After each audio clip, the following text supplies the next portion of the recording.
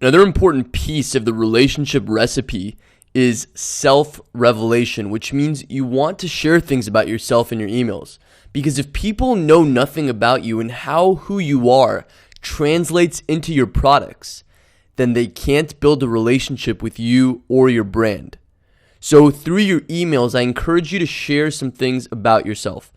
It doesn't always have to be deep, but just things about you, and then tie those things into what it is you're doing with your cause or company. Let me give you an example from one of my email communities. This is from my Read 300 book community from my course, Become a Learning Machine. By the way, if you want to join that, you can do so at beatcollege.com/300books. In the email, I said this: my whole life, I always felt like I didn't quite fit in. Because where I grew up, it's all about following the path everyone expects of you. And for the longest time, I tried to push myself down that path. I went to college not because I believed in it, but because they did. I got an internship at a big company, not because it was my dream, but because it was their dream. I kept doing this until I realized something that to this day fuels me more than anything else. Whose life was I living?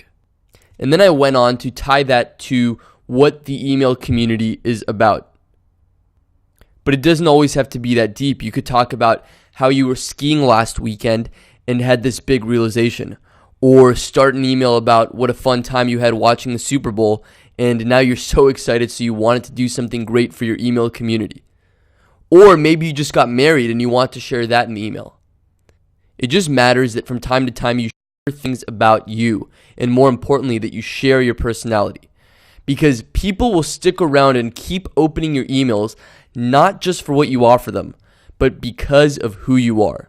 This really isn't meant to be political because I'm not too much into politics, but I wanted to share with you another lesson from Obama's 2012 email campaign because it was done so well. But Tony Falsgraf, who was in charge of Obama's email campaign, said that we had 18 or 20 writers going at this stuff for as many hours a day as they could stay awake. The data didn't show any negative consequences to sending more.